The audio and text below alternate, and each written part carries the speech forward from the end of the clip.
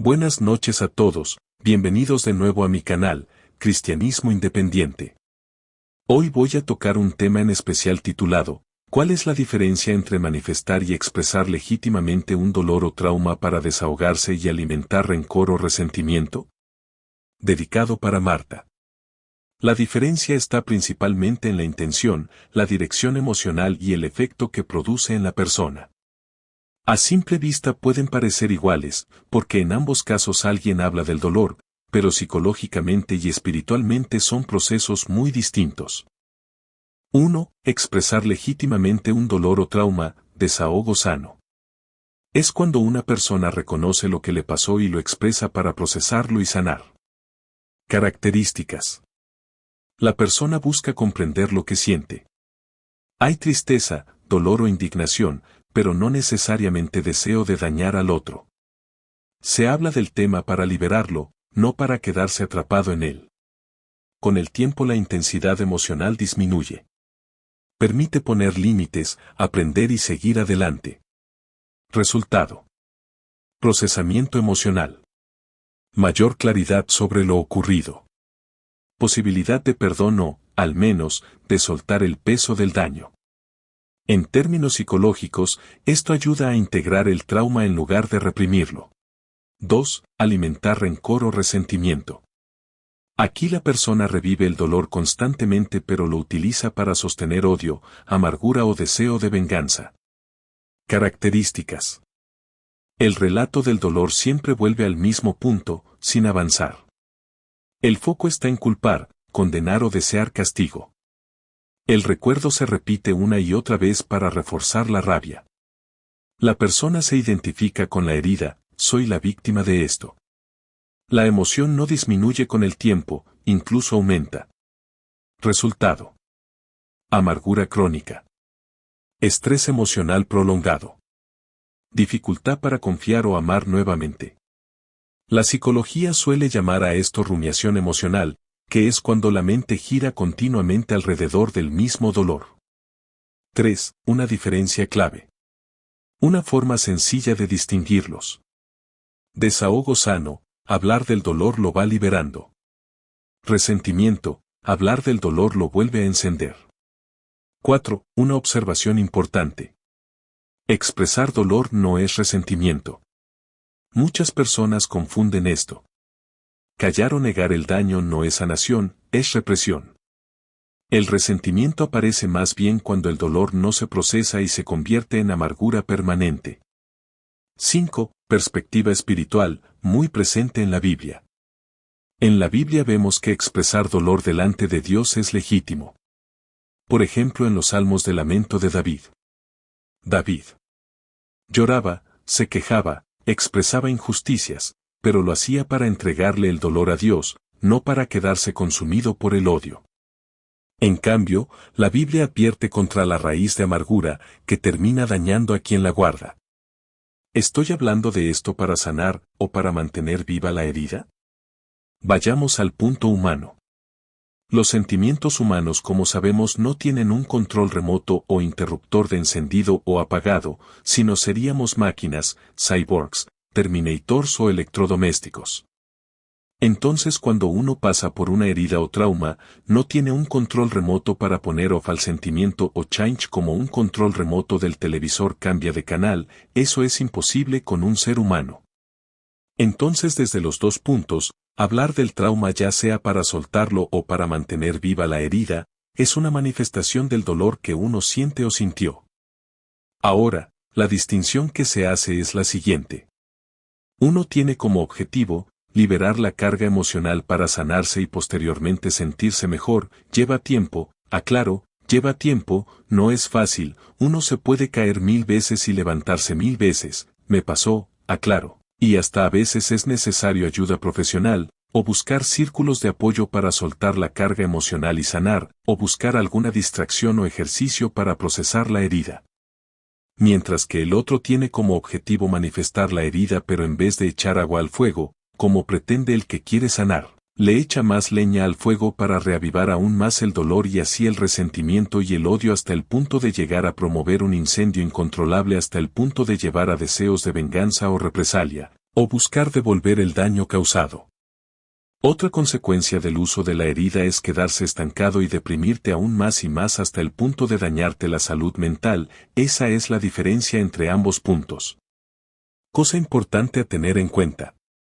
Una persona que está buscando sanar de una herida necesita ser acompañada y comprendida, nunca juzgada o justificar el daño causado o buscarle supuesta responsabilidad que nunca existió. De hacer eso el daño se agrava peor y se genera discusión y alimentación de la herida generando más frustración, más resentimiento y más rabia. A un ser humano hay que tratarlo como lo que es, un ser humano, no un aire acondicionado que tiene control remoto de encendido o apagado. Un ser humano no está hecho de cables y tornillos, tiene sangre, riñones, pulmones, corazón, arterias, cerebro, órganos vitales. Entonces a la persona herida hay que tratarla como lo que es, un ser humano, no un objeto ni un artefacto. ¿De qué maneras efectivas se puede ayudar a uno a sanar de una herida o trauma? Obviamente mágicamente e inmediatamente no se puede hacer, lleva tiempo pero por lo menos para facilitar el camino. 1. Validación emocional, ser escuchado de verdad. Lo primero que ayuda a sanar es sentirse comprendido. Esto significa que alguien escuche sin minimizar. No juzgue el dolor. No intente justificar al que causó el daño. Reconozca que lo que sentís es real. La validación no es decir que todo está bien, sino reconocer que tu dolor tiene sentido. Muchas terapias modernas empiezan por ahí. 2. Poner en palabras la herida. Hablar del trauma o escribir sobre él ayuda a que el cerebro procese lo ocurrido. Cuando el dolor queda solo en la mente suele volverse confuso y obsesivo. Cuando se lo expresa, se ordena la experiencia. Se identifican emociones. Se reduce la intensidad con el tiempo. Por eso muchas terapias usan conversación terapéutica, escritura emocional, narrar la experiencia. 3. Regular el sistema emocional del cuerpo. El trauma no vive solo en la mente, también vive en el cuerpo. Por eso ayudan prácticas que regulan el sistema nervioso. Ejercicio físico. Respiración profunda. Caminar. Dormir bien. Estas cosas bajan la activación del cerebro de estrés. 4. Apoyo social seguro. Las personas sanan mejor cuando no están solas. Puede ser amigos de confianza, familia, terapia, grupos de apoyo. El cerebro humano está hecho para regular emociones en relación con otros. 5. Reinterpretar lo ocurrido, cuando llegue el momento. Con el tiempo se trabaja en darle un nuevo significado a la experiencia.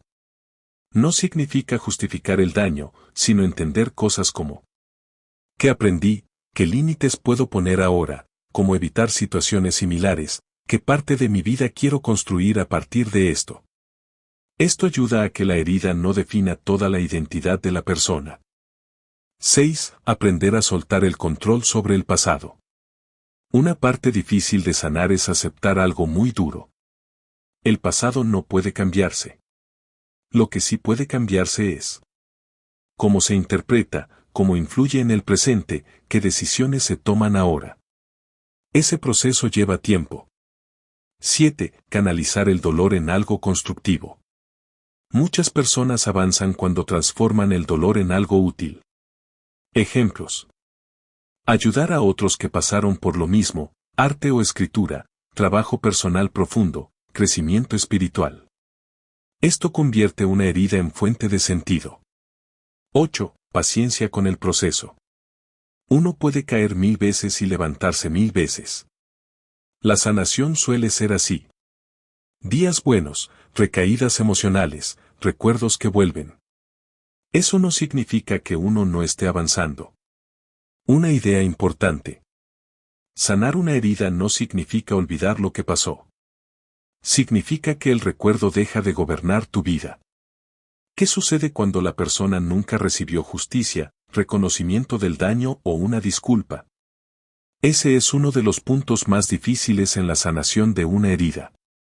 Muchas personas creen que el problema es no poder olvidar, pero en realidad lo que bloquea la sanación muchas veces es la ausencia de justicia, reconocimiento o disculpa. Cuando ocurre un daño serio, el cerebro humano espera tres cosas básicas. 1. Que se reconozca el daño, sí, lo que pasó estuvo mal. 2. Que haya algún tipo de justicia o reparación. 3. Que exista arrepentimiento o disculpa.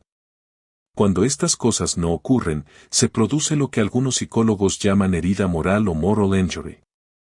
No es solo dolor emocional, es la sensación profunda de que se violó algo que era moralmente correcto. 1. Porque la falta de reconocimiento duele tanto. Cuando nadie reconoce el daño, la persona puede sentir que su sufrimiento fue ignorado, que la injusticia quedó impune, que la realidad fue negada.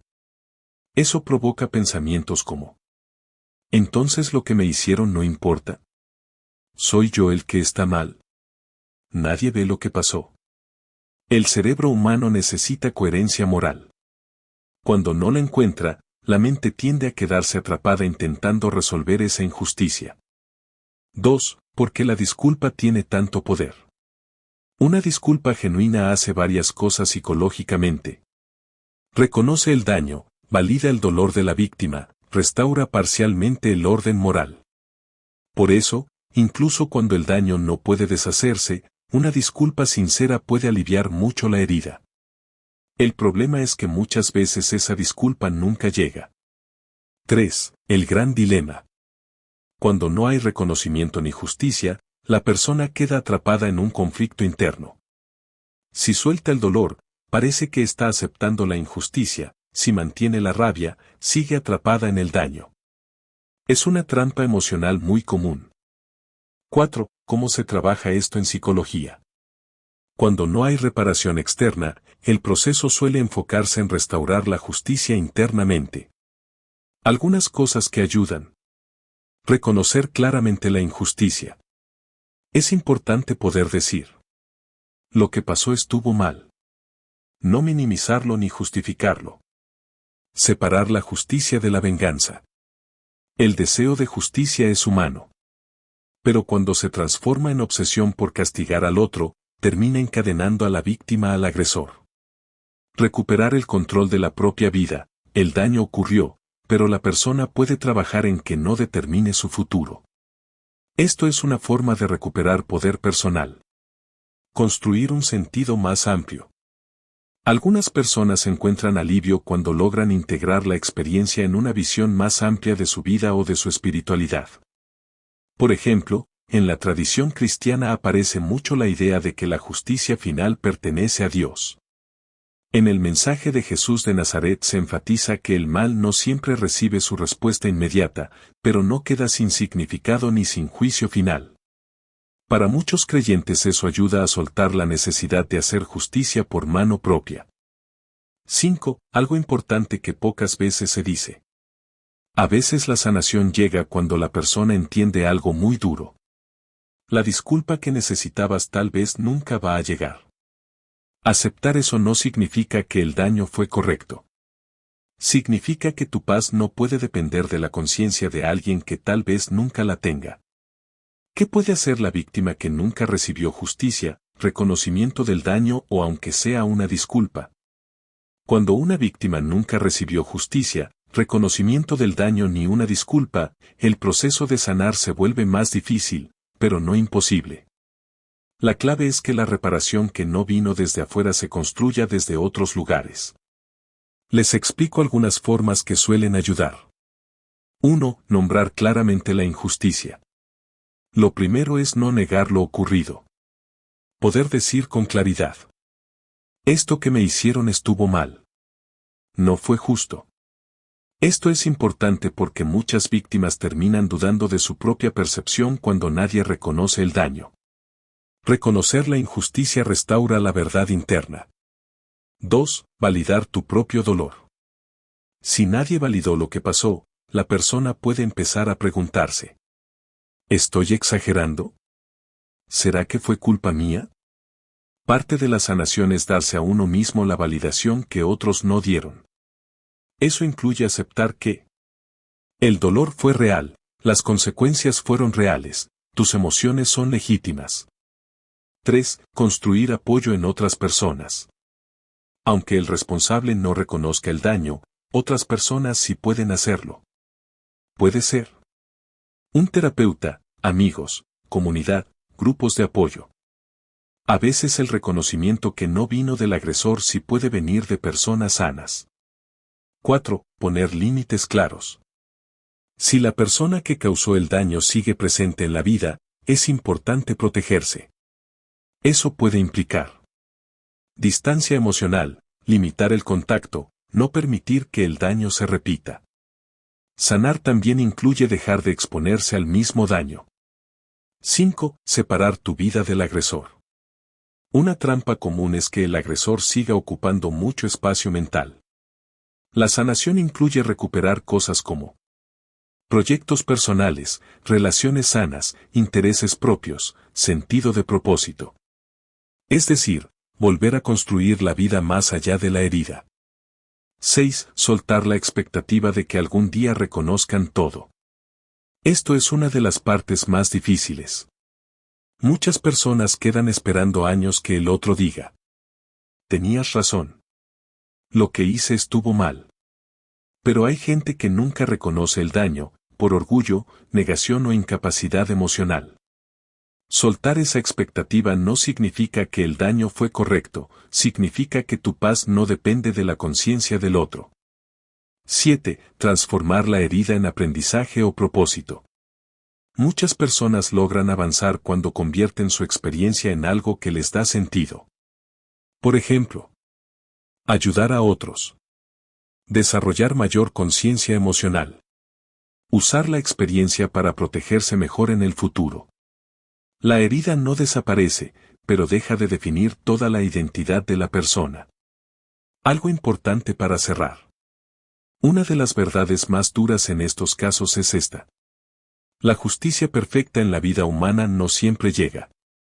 Por eso muchas personas encuentran consuelo en la idea de que la justicia final pertenece a Dios, una enseñanza central del mensaje de Jesús de Nazaret.